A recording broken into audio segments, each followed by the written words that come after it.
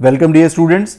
आज के अपने इस वीडियो में हम बात करेंगे अरुणाचल प्रदेश के अपने सेकंड क्विज की अंडर एक भारत श्रेष्ठ भारत, जो हमने 6 नवंबर को किया है।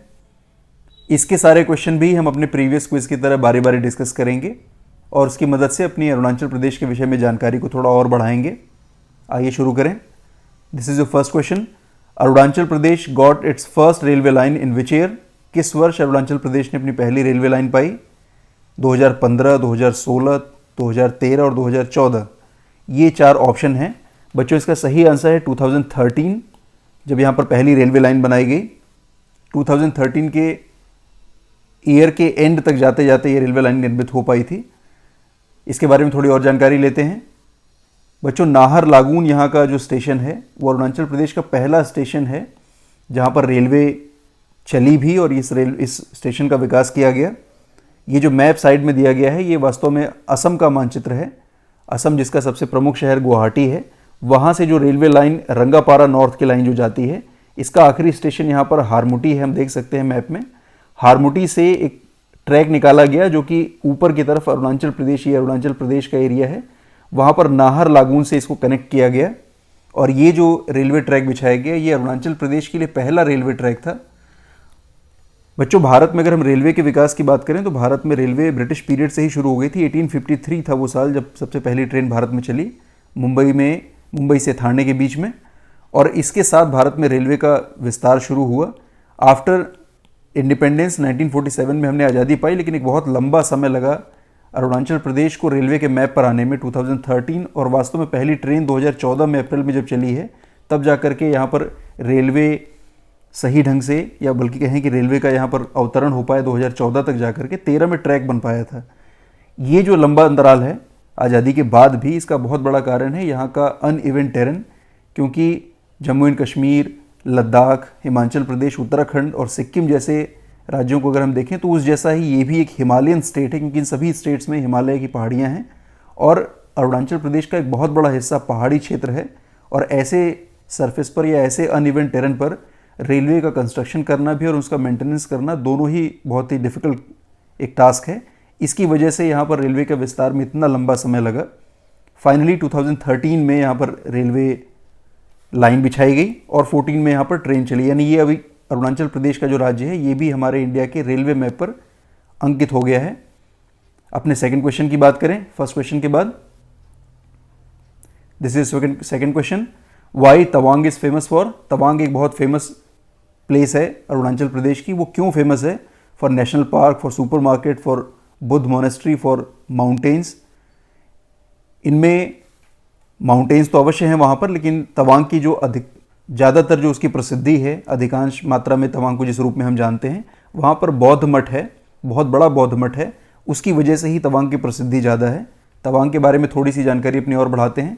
जब आप तवांग पहुँचते हैं तो वहाँ पर आपको ये बौद्ध मोनेस्ट्री दिखाई देती है, जो कि तिब्बतियन बुद्धिज़्म की सेकेंड लार्जेस्ट मोनेस्ट्री है। यानी कि तिब्बतियन जो बौद्ध धर्म है, बौद्ध धर्म के बहुत सारे स्वरूप हैं दुनिया भर में, बहुत पॉपुलर धर्म है ये। भले इसकी शुरुआत भारत से हुई, लेकिन भारत के बाहर बहुत सारे देशों में इसके मानने वाले लोग हैं। तिब्बत की अगर हम बात करें तो वहाँ पर बुद्धिज़्म जिस फॉर्म में माना जाता है, उसका दूसरा सबसे बड़ा जो मठ है वो ये तवांग ही है। सबसे बड़ा जो मठ है तिब्बतियन बुद्धिज़्म का, वो पोटाला पैलेस ल्हासा में है, जो कि अभी भी तिब्बत में है। ये स्थान जो तवांग है ये एक बौद्ध मठ है और दूसरा सबसे बड़ा बौद्ध मठ है, अभी हमने जाना। इसके अतिरिक्त इसके विषय में और जो जानकारियाँ हैं, इसका निर्माण किया गया था जो 5वें दलाई लामा हैं। दलाई लामा जो शब्द है, दलाई लामा सबसे बड़े धार्मिक गुरु माने जाते हैं तिब्बतियन जो बुद्धिज़्म है उसमें। अब ये दलाई लामा का जो पद है, 5वें जो दलाई लामा थे उनकी इच्छा पर इस बौद्ध मठ का निर्माण किया गया था। और ये निर्माण हुआ था 1681 में। काफ़ी पुराना बौद्ध मठ है, बल्कि एशिया में सबसे पुराना बौद्ध मठ है ये। ल्हासा में जो सबसे बड़ा मठ है उससे भी ये पुराना है, क्षेत्र में थोड़ा कम है, लेकिन इस सबसे पुराना एशिया का जो बुद्धिस्ट मठ है वो तवांग ही है। मैंने अभी बताया कि 5th जो दलाई लामा थे उनकी इच्छा पर इसको बनाया गया था। और इसके बारे में और जो रोचक जानकारियाँ मिलती हैं कि इस स्थान का चयन दलाई लामा के घोड़े ने किया था। यानी घोड़ा उन्होंने छोड़ा और वो एक स्थान पर आकर के रुका, उसने उस प्लेस को डिमार्केट किया, उस क्षेत्र को पहचाना और उस क्षेत्र में ही उनकी इच्छा के अनुरूप एक बौद्ध मठ का निर्माण किया गया। इसके अतिरिक्त जो तवांग स्थान है वो छठे दलाई लामा के बर्थ प्लेस के रूप में भी जाना जाता है, उनके जन्म स्थान के तौर पर जाना जाता है। इस प्रकार तवांग की प्रसिद्धि बुद्धिज़्म से अगर आप उसे रिलेट करें या अरुणाचल प्रदेश की सबसे फेवरेट डेस्टिनेशंस की बात करें तो उनमें इसका स्थान आता है। तवांग फेमस है ज़्यादातर अपने बौद्ध मठ के लिए, फॉर बौद्ध monastery. This is right answer. Third question की बात करें, this is third question, which one of the following is the largest district of Arunachal Pradesh? Arunachal Pradesh का सबसे बड़ा जिला कौन सा है? डिस्ट्रिक्ट मैप देखना पड़ेगा हमें अरुणाचल प्रदेश का। This is location map and district map also. इस मैप में अगर हम देखें तो अरुणाचल प्रदेश के बहुत सारे जिलों में से एक जिला है दिबांग वैली। दिबांग वैली जो कि पहले पूरा क्षेत्र दिबांग वैली के अंतर्गत था, ये जो मैं भी डिमार्केट कर रहा हूँ। इस क्षेत्र को बाद में लोअर और अपर दिबांग वैली में बांट दिया गया, लेकिन अभी भी जो ये अपर दिबांग वैली है, this is the largest district of Arunachal Pradesh. हमें यही बताना है अपने क्वेश्चन में। सबसे बड़ा जो जिला है, लार्जेस्ट डिस्ट्रिक्ट, वो कौन सा है? That is upper Dibang valley. ये इसका सही उत्तर है। आगे बढ़ते हैं फोर्थ क्वेश्चन की तरफ। This is the fourth question, which one of the following country does not share its border with Arunachal Pradesh? निम्नलिखित में से कौन सा देश अरुणाचल प्रदेश के साथ सीमाएं साझा नहीं करता है? हम इंडिया के मैप को देखते हैं, अरुणाचल प्रदेश को देखते हैं और फिर वहाँ से इसका अनुमान करते हैं कि यहाँ पर किस देश की बात की जा रही है जिसकी सीमाएं अरुणाचल प्रदेश से नहीं मिलती हैं। अरुणाचल प्रदेश को अगर हम डिमार्केट करें इंडिया के मैप पर तो ये अरुणाचल प्रदेश है, जिसको रेड कलर से मैं डिमार्केट कर रहा हूँ। और इसके बाद फिर हम इसकी बाउंड्री किन किन बाहर के देशों से, हमारे देश के बाहर के किन मुल्कों के साथ इसकी सीमाएं साझा होती हैं, इसके बारे में विचार करेंगे। म्यांमार एक पड़ोसी देश है जो पूर्व में है, ये अरुणाचल प्रदेश के साथ बॉर्डर शेयर करता है। तिब्बत के रूप में चाइना का भी बॉर्डर अरुणाचल प्रदेश के साथ लगता है। और इसके अतिरिक्त हम देख सकते हैं भूटान एक देश है जो अपना बॉर्डर शेयर करता है। इस तरीके से 3 हमारे पड़ोसी देश जो कि अरुणाचल प्रदेश के साथ अपनी सीमाएं रखते हैं। चौथा जो देश जिसका ऑप्शन दिया गया है वो है नेपाल। नेपाल की लोकेशन भी हम मैप पर देखें, नेपाल वेस्ट बंगाल और सिक्किम के साथ बॉर्डर बनाता है। ऊपर की तरफ तिब्बत, फिर इधर अरुणाचल प्रदेश, उत्तर प्रदेश, ये उत्तराखंड, उत्तराखंड के बाद उत्तर प्रदेश और फिर बिहार के साथ इसकी बाउंड्री बनती है। नेपाल एक ऐसा देश है इन सभी ऑप्शन में जिसकी सीमाएं अरुणाचल प्रदेश से नहीं मिलती, थोड़ी दूरी है यहाँ से, बीच में भूटान नाम का एक देश है। बच्चों यहाँ पर दिए गए ऑप्शन में Nepal is the right answer for this question. आगे बढ़ें अगले क्वेश्चन की तरफ। Fifth question, what is the population density of Arunachal Pradesh according to census 2011? 2011 की जनगणना के अनुसार अरुणाचल प्रदेश का जनसंख्या घनत्व कितना था? 13, 17, 19 and 25, these are the option.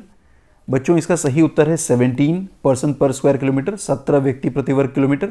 ये 2011 के जो हमारे सेंसस के आंकड़े हैं जनगणना के, उसके अनुरूप अरुणाचल प्रदेश की जो जनसंख्या घनत्व है, इसकी पॉपुलेशन डेंसिटी, वो 17 व्यक्ति प्रति वर्ग किलोमीटर की है। जबकि 2001 में ये जो आंकड़ा था, 2001 पिछला जो सेंसस हमारा था, उसमें 13 पर्सन पर स्क्वायर किलोमीटर इसकी डेंसिटी थी। पॉपुलेशन डेंसिटी क्या है पहले ये समझते हैं। पॉपुलेशन डेंसिटी का एक सिंपल फॉर्मूला है total population upon total area. इस समीकरण की मदद से आप इस डेंसिटी को निकालते हैं और स्वाभाविक तौर पर यहाँ पर पॉपुलेशन यानी व्यक्ति और नीचे की तरफ क्षेत्रफल एरिया दिया गया है। इससे हम समझ सकते हैं कि किसी भी पर्टिकुलर इलाके में कितनी पॉपुलेशन है, यानी लैंड पर कितना प्रेशर है पॉपुलेशन का, इसको हम पॉपुलेशन डेंसिटी की मदद से जानकारी इसकी प्राप्त कर सकते हैं। हम देखते हैं कि यहाँ पर पॉपुलेशन डेंसिटी जो एक तरह का रेशियो है व्यक्ति प्रति वर्ग किलोमीटर के रूप में, वो अरुणाचल प्रदेश के लिए काफ़ी कम आता है। इसका कारण क्या है? जबकि हम भारत के रूप में जानते हैं कि विश्व का दूसरा सबसे ज़्यादा जनसंख्या वाला देश है हमारा देश, और फिर इतनी कम पॉपुलेशन डेंसिटी क्यों है यहाँ पर? इसके लिए हम एक मैप इस्तेमाल करते हैं। 2001 का मैप था पॉपुलेशन डेंसिटी का, लेकिन बहुत ज़्यादा रद्दोबदल इसमें नहीं हुई। 2001 का अगर हम डेंसिटी का मैप बनाएं इंडिया का, तो हम डिफरेंट क्लासेस में अगर बात करें तो जो सबसे कम जनसंख्या घनत्व वाले जो राज्यों की श्रेणी है, उन राज्यों की श्रेणी में अरुणाचल प्रदेश यहाँ पर आता है। इसके अतिरिक्त नॉर्थ ईस्टर्न स्टेट्स के बहुत सारे, असम को छोड़कर लगभग सारे ही जो क्षेत्र हैं वो कम जनघनत्व वाले हैं। हम राजस्थान की बात करें, मध्य प्रदेश और छत्तीसगढ़ भी, इसके अलावा हिमाचल, उत्तराखंड और कश्मीर लद्दाख का जो क्षेत्र है वो भी कम जनसंख्या घनत्व वाला क्षेत्र है। इस कम जनसंख्या घनत्व वाली श्रेणी में जो राज्य हमारे आते हैं उनका कारण क्या है, इसको समझने के लिए हमें दूसरे एक मैप को देखना पड़ेगा जो वास्तव में पॉपुलेशन डिस्ट्रीब्यूशन का मैप है, जिसको हम डॉट्स की मदद से दिखाते हैं। इसको डॉट मैप भी कहा जाता है, बिंदु मानचित्र भी। और बिंदुओं को देख करके हम अनुमान कर सकते हैं। यहाँ पर बिंदुओं का, हर एक बिंदु का एक मान रखा जाता है। जैसे इस मैप में 2 लाख व्यक्ति, एक पॉइंट का जो वैल्यू है वो 2 लाख व्यक्ति है, यानी जितने भी मैप पर पॉइंट दिखाए गए उनमें सबका वैल्यू 2 लाख है। वहाँ पर 2 लाख की जनसंख्या रहती है भारत में। जब हम इस सारे बिंदुओं को देखते हैं भारत में, इस डिस्ट्रीब्यूशन मैप को जो कि 2011 के सेंसस पर बना है, तो हम देख पाते हैं कि बहुत सारे ऐसे स्थान हैं जहाँ पर जनसंख्या काफ़ी ज़्यादा मात्रा में, यानी यहाँ पर डॉट्स बहुत ढेर सारे हैं। दिल्ली को आप देखें, पूरा इतने सारे डॉट्स हैं कि पूरा स्थान ही ब्लैक हो गया है। इसके अतिरिक्त आप पंजाब से लगा करके पंजाब हरियाणा, यानी इंडस का जो प्लेन इलाका है, सिंधु और सी सहायक नदियों का, उसके बाद बात करें पूरा गंगा वैली। गंगा क्यों वरदान है भारत के लिए, इस मैप को देख करके आप स्पष्टता से समझ सकते हैं। पूरा उत्तर प्रदेश, बिहार, बंगाल का जो क्षेत्र है वो ज़्यादातर डॉट्स वाला दिख रहा है। यहाँ पर बहुत ज़्यादा जनसंख्या भारत की रहती है। सबसे अनुकूलतम दशाएं हैं। आप केरल में भी देखें, जो मालाबार का कोस्ट है, यहाँ पर भी जनसंख्या ज़्यादा है। जबकि कम जनसंख्या वाले जो इलाके हैं, हम देख सकते हैं कि यहाँ पर जो जम्मू एंड कश्मीर है, इसके अलावा लद्दाख है, राजस्थान में जो थार का हिस्सा है, राजस्थान का पश्चिमी जो पार्ट है, वहाँ पर भी डॉट्स कम दिख रहे हैं, दूर दूर बिखरे हुए दिख रहे हैं। कच्छ के रण का इलाका है गुजरात में। और इसके अतिरिक्त हम नॉर्थ ईस्टर्न स्टेट्स में देखते हुए अरुणाचल प्रदेश को भी देखते हैं, जहाँ पर डॉट्स बहुत कम और बिखरी मात्रा में हैं। ये स्पष्ट करता है कि ये सारे जो प्लेस हैं जहाँ पर हमने कम डॉट देखे हैं, ये सारी जगहें या तो क्लाइमेटिक कंडीशन यहाँ की बहुत हार्श है, या तो जो टेरेन टाइप है, यहाँ का जो स्थलाकृति है वो बहुत अनइवन है, सरफेस जो है बहुत रफ है। हम चाहे उत्तराखंड की बात करें, हम हिमाचल प्रदेश की बात करें, जम्मू एंड कश्मीर, लद्दाख की बात करें, सिक्किम और सारे नॉर्थ ईस्टर्न स्टेट्स में जहाँ पर हिमालय है, वहाँ पर पहाड़ी दुश्वारियाँ हैं इस जगह की। अगर राजस्थान की बात करें तो यहाँ पर एरिड इलाका है, ये एक शुष्क इलाका है। कच्छ का रण भी वैसा ही है। यानी जहाँ पर प्राकृतिक दशाएं ज़्यादा अनुकूल हैं, वहाँ तो जनसंख्या खूब सारी है, ढेर सारे डॉट्स दिखाई दे रहे हैं। पॉपुलेशन डेंसिटी भी स्वाभाविक तौर पर वहाँ पर सबसे ज़्यादा आएगी। और जिन स्थानों पर प्रकृति ज़्यादा अनुकूल नहीं है, जीवन बहुत कठिन है, उन स्थानों पर पॉपुलेशन डेंसिटी भी कम आती है। भले एरिया ज़्यादा हो, पॉपुलेशन कम होती है।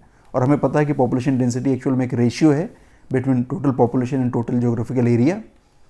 बच्चों, 2011 की जो हम सेंसस की बात करते हैं, तो भारत की जो एवरेज पॉपुलेशन डेंसिटी आती है वो आती है 382 पर स्क्वायर किलोमीटर। और ये 382 का जो आंकड़ा है, हम देख सकते हैं कितना बड़ा अंतर है। अरुणाचल प्रदेश में केवल 17 व्यक्ति 1 वर्ग किलोमीटर में रहते हैं, जबकि भारत भर के अगर अनुपात आप निकालें तो ये 382 व्यक्ति प्रति वर्ग किलोमीटर का है। यहीं लगे हाथ हम बात कर लेते हैं सबसे ज़्यादा पॉपुलेशन डेंसिटी वाले स्टेट की, और वो लगभग 1100 से ज़्यादा है। और वो जो हमारा स्टेट है वो स्टेट है बिहार। वेस्ट बंगाल थोड़ा पीछे ही है, 1100 से थोड़ा सा कम है। केरल भी यहाँ पर दिखाई दे रहा है शेड में कि काफ़ी ज़्यादा जनसंख्या घनत्व वाला राज्य है। हम देख सकते हैं कितना एक ह्यूज डिफरेंस दोनों के बीच में है, 1100 और 17।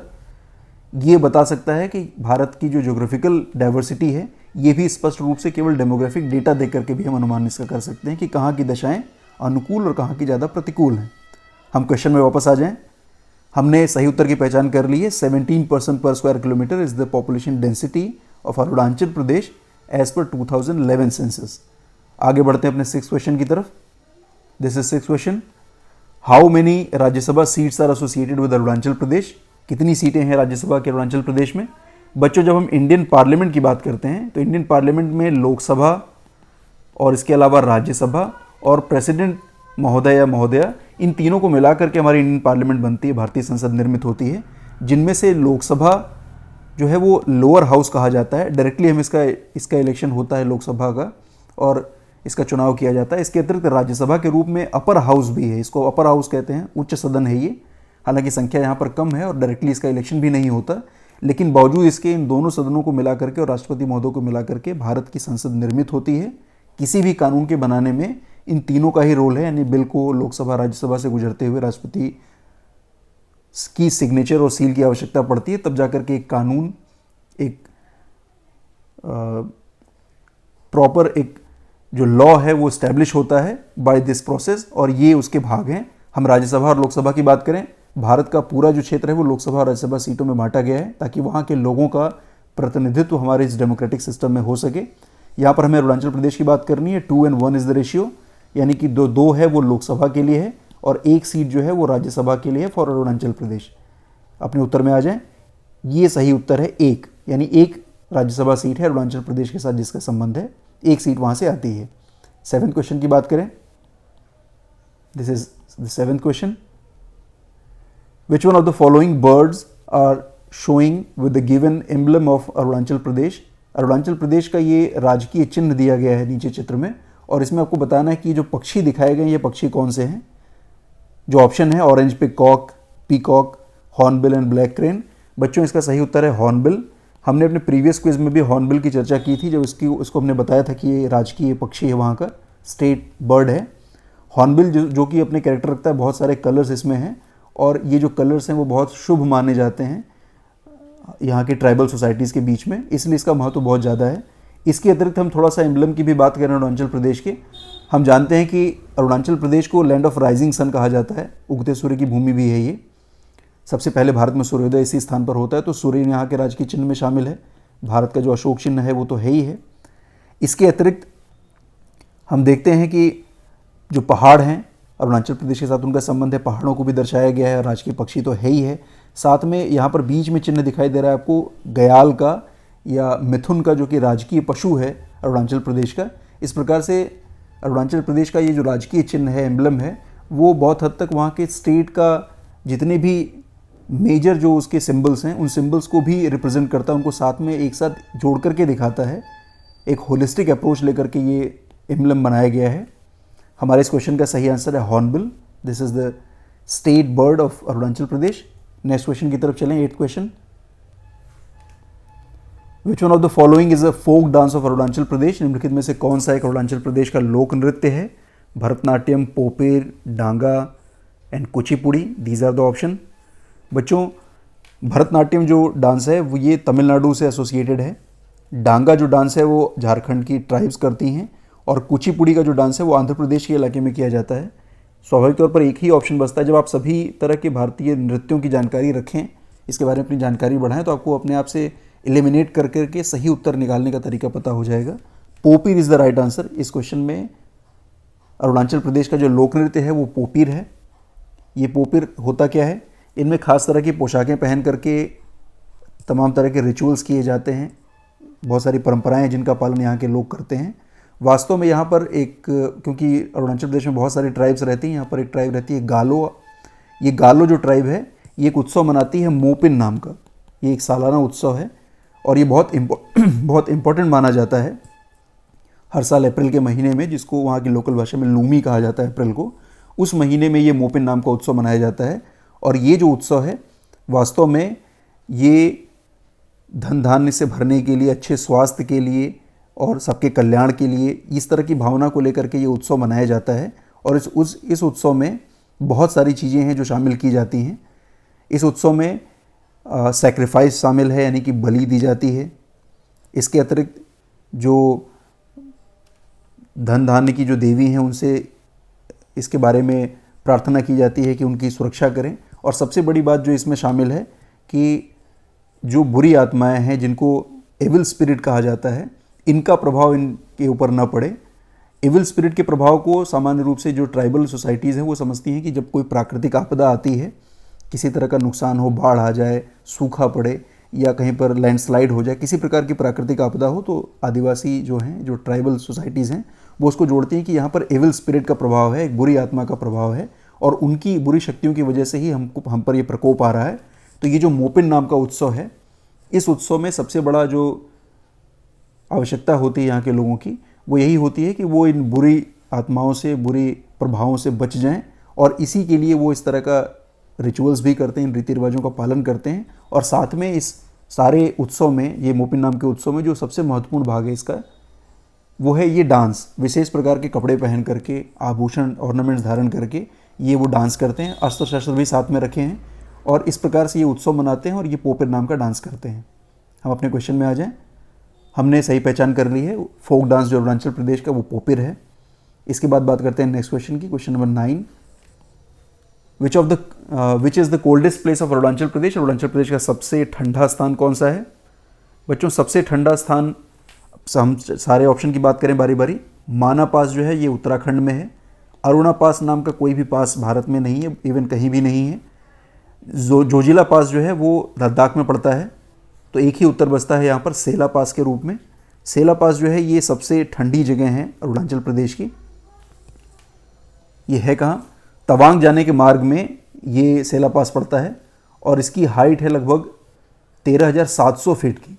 काफ़ी ऊंचाई पर यह स्थान है, सबसे ठंडा स्थान है। विंटर्स में इसका टेम्परेचर -10 डिग्री तक चला जाता है, -10 डिग्री सेल्सियस तक इसका टेम्परेचर हो जाता है।